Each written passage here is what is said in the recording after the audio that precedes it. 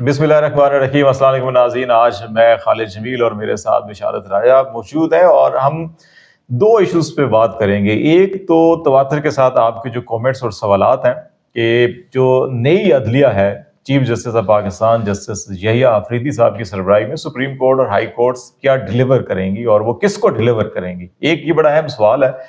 और दूसरा जो 26वीं आईनी तरमीम का मुस्तकबिल है, बहुत से लोगों का ख्याल है कि नहीं अभी नाफिज हो चुकी है और अदलिया जो है वो सरनगू और इसको मातूब बना लिया गया है और अब हुकूमत या एस्टैब्लिशमेंट के शिकंजे से अदलिया नहीं निकल सकेगी। और चीफ जस्टिस साहब के बारे में बहुत सी राय ये आती है कि वो कंप्रोमाइज जज हैं और वो शायद ऐसा कोई फैसला नहीं करेंगे। लेकिन आज जो अहम डेवलपमेंट हुई उसमें राय साहब के साथ भी हमने गुफ्तगू की थी, फिर मैंने अपना एक अलग से भी लॉग भी किया था, लेकिन उसके अंदर एक दो बड़े अहम सवाल हैं जो तशनगी बाकी रह गई और जो वो हम भी कर रहे हैं। उसमें ख़ास तौर पे जो सिंध हाई कोर्ट के आज कॉन्स्टिट्यूशनल बेंच बनाया जाना था वो नहीं बना और फिर ये कहा गया कि सिंध हाई कोर्ट को जस्टिस शफीक सिद्दीकी साहब ने प्रपोजल दी थी कि पूरी कोर्ट को ही कॉन्स्टिट्यूशनल जो है कि वो बेंच या कोर्ट ही तस्वर किया जाए। और अब ये जो जुडिशल कमीशन ऑफ पाकिस्तान का इजलास है ये होना है 25 नवंबर को। आपको याद होगा 31 अक्टूबर को सिंध हाई कोर्ट में इस 26वीं आईनी तरमीम को चैलेंज किया गया था और उसके नतीजे में दो रुकनी बेंच वहाँ पे बना था। चीफ जस्टिस जो सिंध हाई कोर्ट के हैं शफीक सिद्दीकी साहब, उनकी सरबराही में, और जस्टिस जवाद अकबर सरवाना जो है ये उनके साथ शामिल थे। इन्होंने अटॉर्नी जनरल ऑफ पाकिस्तान और एडवोकेट जनरल सिंध को और जितने भी दीगर फ्रीकैन थे उनको नोटिस जारी कर दिए थे और इस दरख्वास्त को काबिल समाअत करार दिया था और कहा था कि ये इसकी समाअत के लिए मंजूर की जाती है और 2 हफ्तों का टाइम दिया। इसका ये मतलब है कि राजा साहब नवंबर के वस्त में 15 नवंबर के करीब जो है कि इसकी समाअत दोबारा होगी। अब 25 नवंबर को जुडिशल कमीशन ऑफ पाकिस्तान का इजलास होना है जिसमें कॉन्स्टिट्यूशनल बेंच की तशकील है या 5 की तो कम से कम होगा, या तो गलबन 3 है, हाई कोर्ट्स के अंदर 3 का भी है।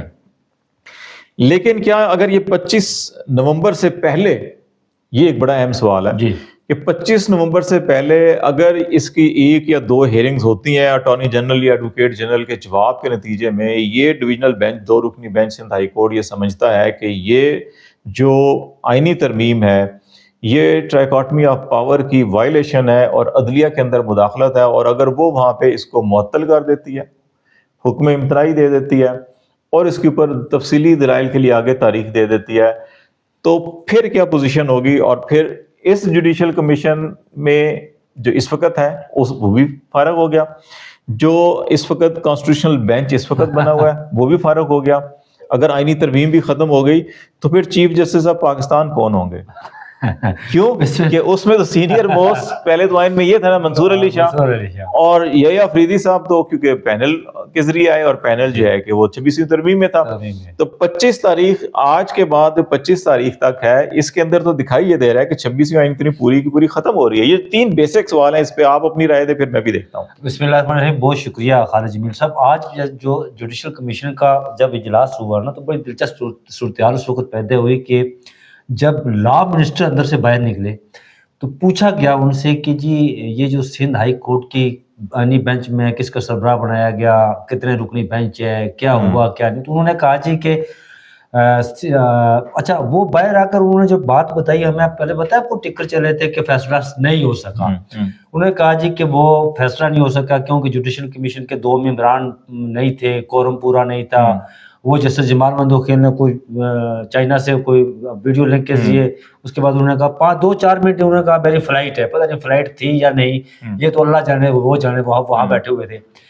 तो फिर बाहर आकर उन्होंने जब ये बात की तो बाद में जब press release I supreme court of Pakistan की तो ये अच्छा लॉ मिनिस्टर ने ये कहा था जी कि सिंध हाई कोर्ट जो है ना वो पूरी आईनी बेंच के आईनी केसेस आईनी केसेस सुनेगी।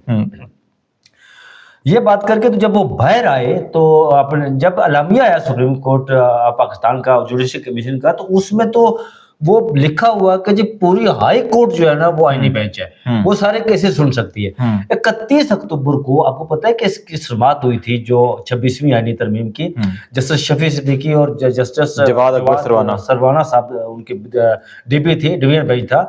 उसमें उन्होंने एडवोकेट, अच्छा आपको याद होगा कि वो chief justice Sindh high court के रिमार्क्स बड़े आम थे कि ये हमारे दायरा अख्तियार में है जी, इसमें अदलिया की आजादी को हिट किया गया है, ये बात थी, उन्होंने रिमार्क्स दिए थे और हम इसको سنیں گے اس درخواست کو. قابل سماعت کیا نا جی قابل سماعت کو. پھر اٹارنی جنرل پاکستان کو، ایڈوکیٹ جنرل سندھ کو اور اس کے ساتھ دیگر فریقین کو نوٹس جاری کیے تھے. اس کے بعد جب یہ قرارداد پاس ہوئی تو پھر وہ معاملہ رک گیا تھا. اور آج جب انہوں نے پوری سندھ ہائی کورٹ کو آئینی بینچ میں کنورٹ کیا تو اب وہ اس درخواست کو سنے گی. اور 2 ہفتے کا ٹائم تھا. اٹ مینس کہ وہ 10 اور 15 کے بیچ میں کوئی بھی تاریخ ہو سکتی ہے.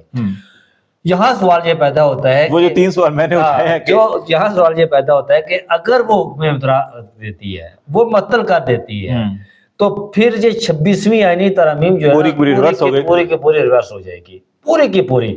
چیف جسٹس آف پاکستان اس میں جو الجہاد ٹرسٹ 97 والا جو سینئر موسٹ، اور آئین پاکستان میں لکھا تھا نا پہلے سینئر موسٹ، وہ جسٹس منصور شاہ ہوں گے. پھر جناب چیف جسٹس جو موجودہ چیف جسٹس ہے یحییٰ افریدی، یہ نمبر 3 پر پوزیشن پر ہوں گے.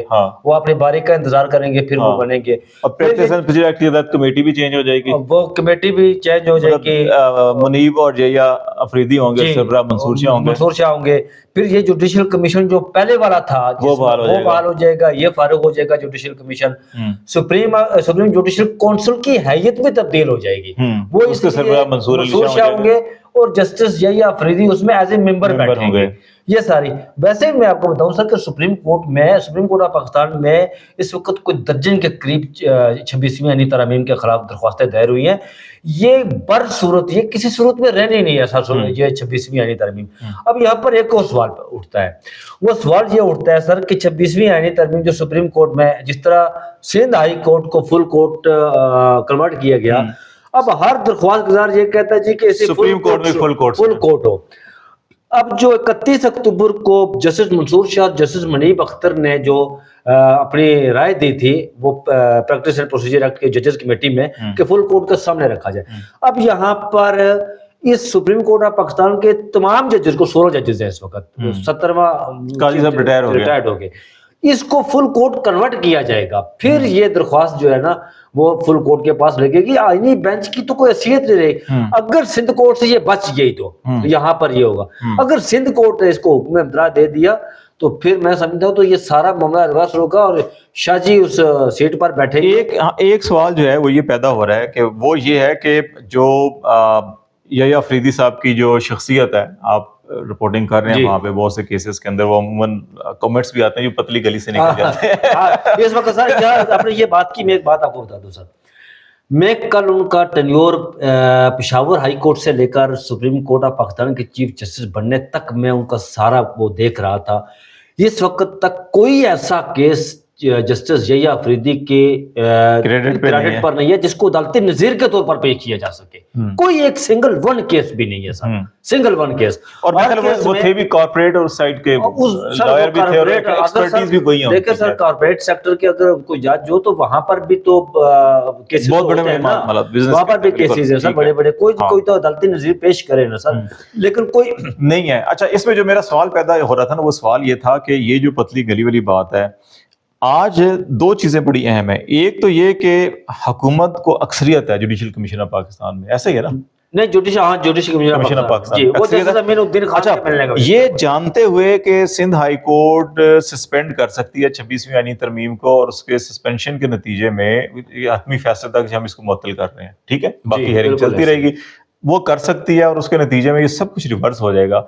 وہاں پہ گورنمنٹ نے انفلوئنس کیوں نہیں ڈالا کہ نہیں یہ 3 بنائے یا 5 بنائے تاکہ بنا کے اٹھے، ورنہ تو کل تو سر میرے خیال میں سمجھتا ہوں کہ آپ جب یہ ترمیم آئی تھی نا تو آپ نے اس کو پڑھا تھا، ہر پذیر شعور پاکستانی نے اس کو پڑھا ہے. آپ نے دیکھا کہ اس ترمیم میں بہت سارے حکم ایسے ہیں کہ جو خود ججز اس پر اٹھا رہے ہیں سوالات، بہت ساری ایسی حکم ہے کہ اس پر سوالات اٹھا رہے ہیں.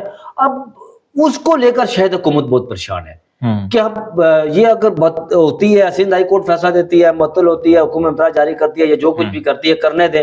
ہم ان کے مائنڈ میں شاید یہ بھی ہو کہ ہم دیکھیں گے بعد میں پھر کوئی نئی ترمیم لائیں گے یا امینڈمنٹ لائیں گے. اچھا ایک اور یہاں پر سوال اٹھتا ہے، وہ سوال یہ اٹھتا ہے سر کہ یہ اصل مقصود کچھ اور تھا اس کا، وہ مقصود بعد میں پورا ہوا، 26ویں آئینی ترمیم کے لانے کے بعد پورا ہوا.